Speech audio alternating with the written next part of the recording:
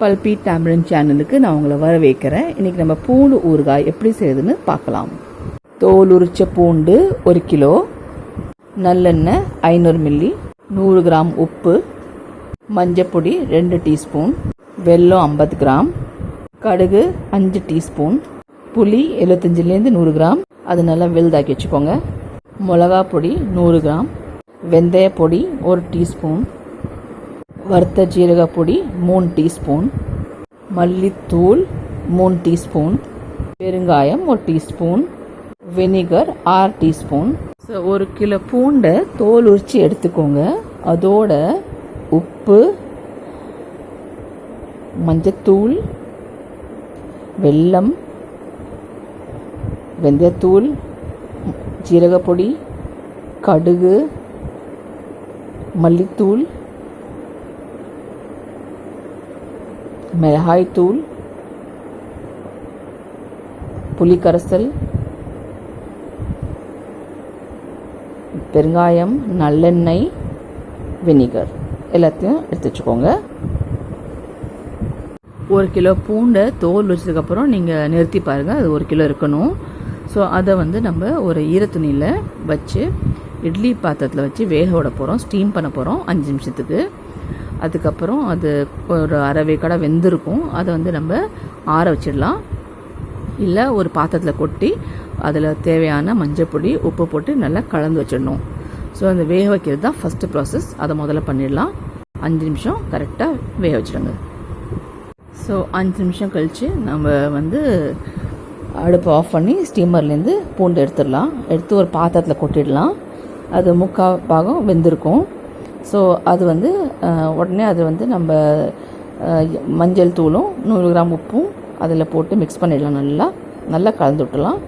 கலந்துவிட்டு அது ஒரு பக்கம் இருக்கட்டும். ஒரு கடாயை நம்ம அடுப்பில் வச்சு நம்ம ஊறுகாய்க்கு என்னென்ன பண்ணணுமோ அதை நம்ம பண்ண ஆரம்பிச்சிடலாம். ஸோ நம்ம ஊறுகாய் நல்லெண்ணெய் தான் பண்ண போகிறோம். ஸோ நல்லெண்ணெயை நம்ம ஃபஸ்ட்டு அதில் ஊற்றிடலாம். ஸோ தேவையான மஞ்சள் பொடி உப்பையும் நம்ம ஃபஸ்ட்டு பூண்டில் கலந்துடலாம்.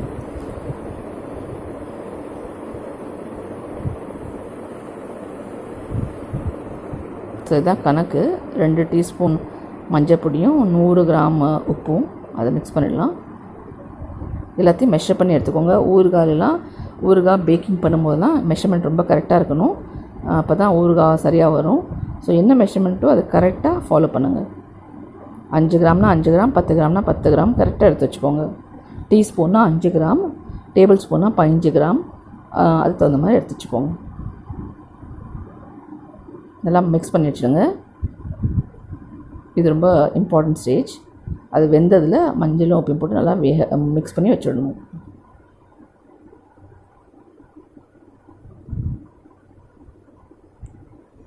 ஸோ ஒரு வானொலியை அடுப்பில் வச்சு 500 மில்லி நல்லெண்ணெயை ஊற்றி நல்லா சூடாக வைங்க. அது நல்லா சூடாக வைக்க வெயிட் பண்ணிவிட்டு மிதமான தீயில் வச்சுக்கோங்க. வச்சுட்டு 5 டீஸ்பூன் கடுகுன்னு சொல்லியிருக்கோம். அந்த அளவுக்கு கடுகை போட்டு அதை வெடிக்க விடுங்க. அதுலேருந்து ஸ்டார்ட் பண்ணலாம். ஸோ அந்த நல்ல சூடாக எண்ணெய் இருந்துச்சுன்னா தான் கடுகு வெடிக்கும். ஸோ நல்லா எண்ணெய் சூடானதுக்கப்புறம் மிதமான தீயில் அடுப்பை வச்சுட்டு கடுகை போட்டுருங்க. 5 டீஸ்பூன். அது நல்லா வெடிக்கிறது பாருங்கள். அது வெடிச்சதுக்கப்புறம் நம்ம ஓவனாக மற்றதை போட ஆரம்பிச்சிடலாம். ஸோ ஃபஸ்ட்டு நம்ம மஞ்சள் உப்பு கலந்த பூண்டை போட்டு கொஞ்சம் நேரம் வேக விடணும் இந்த எண்ணெயில். ஸோ கடுகு வெடிக்கட்டும். அதுக்கப்புறம் அந்த கலந்த பூண்டை போட்டு கொஞ்ச நேரம் ஒரு 5-10 நிமிஷம் வெயிட் பண்ணலாம். நல்லா வெந்து வரட்டும். எண்ணெயில் நல்லா வெந்ததுக்கப்புறம் நம்ம அடுத்தது புளி ஊற்றலாம், மிளகா போடலாம், ஓனாக போடலாம். அது ஃபஸ்ட்டு என்ன ஸ்டெப்போ அது அந்த ஸ்டெப்பு போடணும். ரெண்டாவது என்ன ஸ்டெப்போ அது ரெண்டாவது போடணும். ஸோ இப்போ கடுகு வெடித்து நம்ம பூண்டை போடணும்.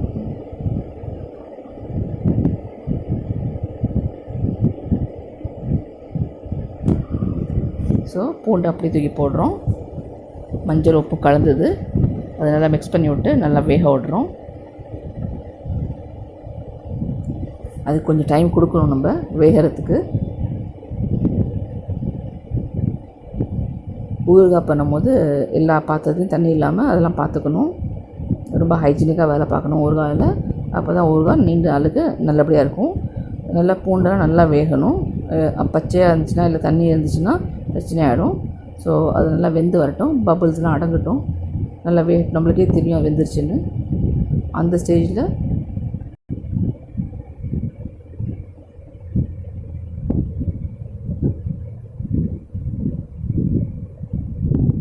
புளி வந்து 75 100 கிராம் வரைக்கும் எடுத்துக்கலாம். அதை நல்லா தண்ணியில் ஊற வச்சு நல்லா கரைச்சி எடுத்து வச்சுக்கலாம். மிக்சியில் அடித்து வச்சுக்கிட்டிங்கன்னா கூட நல்லா பேஸ்ட்டாக வந்துடும். அதை வந்து நீங்கள் ஒரு வடிகட்டி மூலமாக வடிகட்டிட்டிங்கன்னா எல்லா துப்பியும் எல்லா குப்பையும் நின்றுக்கும். ஸோ அது க்ளீனாக வந்துடும். அதை வந்து நம்ம எவ்வளோ தண்ணி வேணுமோ அந்தளவுக்கு நம்ம மிக்ஸ் பண்ணிக்கிட்டு ஓரளவுக்கு லிக்விடாக எடுத்து வச்சுக்கலாம். ஸோ பூண்டு நல்லா வெந்துருச்சு, நம்மளுக்கே அது தெரியுது. இப்போ நம்ம புளி கரைசலை அதில் ஊற்றிடலாம். ஸோ அதில் வந்து அந்த நார், கொட்டை, இல்லை தோல் எதுவும் எல்லாம் பார்த்துக்கோங்க. நம்ம கரெக்டாக எவ்வளோ மெஷர்மெண்ட் எடுத்து வச்சுருக்கோமோ அந்தளவுக்கு புளி கரைசலை ஊற்றிடலாம். ஊற்றிட்டு இந்த புளியோட பச்சை வாசனை போகிற வரைக்கும் வேகணும். புளி நல்லா வெந்து வரணும், அது வரைக்கும் வெயிட் பண்ணலாம். அதுக்கப்புறம் 100 கிராம் மிளகா பொடி போட்டுடலாம். ஸோ மிளகா பொடி வந்து நல்ல காரமான மிளகாவோட பொடி எடுத்து போட்டுக்கோங்க. அதுக்கப்புறம் ஒவ்வொன்றா போட ஆரம்பிச்சிடலாம். மற்றதெல்லாம் 3 டீஸ்பூன் மல்லித்தூள், 3 டீஸ்பூன் ஜீரகத்தூள், 1 டீஸ்பூன் வெந்தயத்தூள், அப்புறம் வந்து 1 டீஸ்பூன் பெருங்காயம் எல்லாம் போட்டுடலாம். ஒன்றுக்கு அப்புறம் ஒன்று. அப்புறம் வெல்லத்தையும் போட்டுடலாம் 50 கிராம். இதோட கடைசியாக வினிகர் ஒரு 6 டீஸ்பூன் போட்டு நம்ம வந்து ஆஃப் பண்ணி ஸ்ட்ரைட்டாக என்ன பாட்டில் வச்சுருக்கோமோ, எந்த ஊறுகாய் பாட்டில் வச்சுருக்கோமோ அதை முதலே நம்ம வந்து நல்லா கழுவி வெயிலில் நல்லா காய வச்சு சுத்தமாக தண்ணி இல்லாமல் வச்சுக்கணும். அது பீங்கான் ஜாராக இருந்தாலும் சரி, கிளாஸ் பாட்டிலாக இருந்தாலும் சரி, எப்படி இருந்தாலும் அது ரொம்ப க்ளீனாக இருக்கணும், சுத்தமாக காஞ்சிருக்கணும். தண்ணி சுத்தமாக இருக்கக்கூடாது, துணியெலாம் போட்டு துடைக்கக்கூடாது. தண்ணி இருக்கேன்னு சொல்லிட்டு எந்த துணியாவது நம்ம போட்டு துடைக்கக்கூடாது, அதில் வந்து ஜெர்ம்ஸ் வந்துடும். வெயிலில் காய வச்சு வைக்கிறது தான் ஒரு சரியான விதம். நல்ல வெயிலில் காய வச்சிங்கன்னா எல்லாம் காஞ்சிரும். அந்த மாதிரி எடுத்து வச்சுக்கோங்க. அப்புறம் சூடாக நம்ம வந்து இதுலேருந்து அதை ட்ரான்ஸ்ஃபர் பண்ணும்போது அது எப்பயுமே மரத்து மேலே வச்சுக்கோங்க, இல்லாட்டி கிளாஸ் உடஞ்சிரும், பீங்காவும் உடஞ்சிரும். எப்பயுமே உடன் சர்ஃபேஸ் மேலே வச்சு ட்ரான்ஸ்ஃபர் பண்ணுங்கள். ஸோ அடுத்ததாக புளி வந்து வெந்ததுக்கப்புறம் 100 கிராம் மிளகா பொடி போடுறோம். அதை கொதிக்கிறதுக்கு டைம் போடணும், அதோட பச்சை வாசனை போகிறதுக்கு வெயிட் பண்ணணும். நல்லா மிக்ஸ் பண்ணி விட்ருங்க. மிக்ஸ் பண்ணி விட்டு நல்லா கொதிக்க விடுங்க. அது நல்லா சார்ந்து நல்லா கொதித்து பச்சை வாசனை போய் வெந்து வரணும். அது வரைக்கும் நம்ம வெயிட் பண்ணி ஆகலாம். பாருங்கள், கலர் எவ்வளோ அழகாக மாறிடுச்சுங்க. இப்போ ஊறுகாய் கலர் வந்துருச்சா?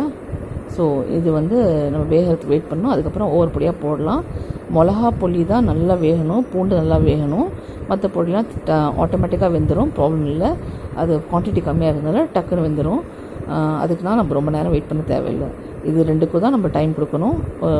7-8 நிமிஷம் 3க்கும் கொடுக்கணும். ஸோ அடுத்தது வெந்தயப்பொடி 1 டீஸ்பூன் போடலாம். மிளகா நல்லா வெந்துருச்சு, புளி நல்லா வெந்துருச்சு, உங்களுக்கு அந்த பக்கம் வந்துருச்சு பாருங்கள். இப்போ வெந்தயப்பொடி போடலாம். ஊறுகாய்க்கு எப்பவுமே வெந்தயப்பொடி, ஜீரகப்பொடிலாம் போடுவோம். ஏன்னாக்கா அதில் வந்து ஒரு ஃப்ளேவர் கொடுக்கும் அப்படிங்கிறது தவிர வந்து ரொம்ப மிளகா பொடியும் புளியும் நிறையா இருக்கிறதுனால உங்களுக்கு வந்து ஒரு குளிர்ச்சியும் தேவைப்படுது. அதுக்கு தான் அந்த வெந்தயத்தோட பொடியெலாம் போடுறது, ஜீரகப்பொடியெலாம் போடுறது. ஸோ அதெல்லாம் போட்டுடலாம். வெந்தயப்பொடியிலேருந்து ஆரம்பிக்கலாம். ஒரு டீஸ்பூன் வெந்தயப்பொடி, வறுத்த ஜீரகப்பொடி 3 டீஸ்பூன் அதை போட்டுடலாம். இதுக்கெலாம் நம்ம ஒரு நேரம் கொடுக்க தேவையில்லை, அது டக்குன்னு வெந்துடும். மிக்ஸ் பண்ணி விட்டால் போதும், அதே வெந்துடும். அடுத்தது நம்ம வந்து வறுத்த தனியா பொடி, அது ஒரு 3 டீஸ்பூன் போடுறோம். எல்லாத்தையும் நல்லா கலந்து விட்டுருங்க. அதோட 1 டீஸ்பூன் பெருங்காயத்தூள் போட்டுடலாம். எல்லாத்தையும் மிக்ஸ் பண்ணி விட்டுருங்க. அது கொதிச்சிட்டே இருக்கட்டும்.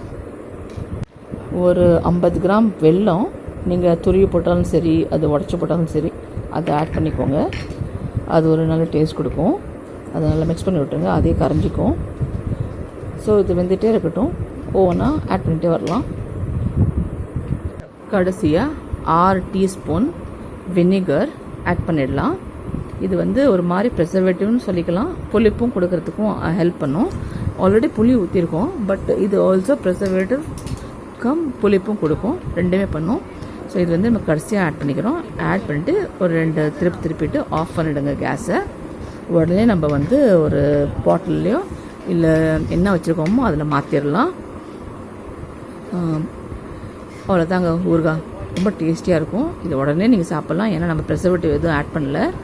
ப்ரிசர்வேட்டிவ் ஆட் பண்ணுறதா இருந்தீங்கன்னா நீங்கள் ஒரு நாள் வெயிட் பண்ணி தான் சாப்பிடணும். நான் சொல்கிறது வந்து கெமிக்கல் ப்ரிசர்வேட்டிவ். அவ்வளோதான், ஊறுகாய் தயாராகிடுச்சு.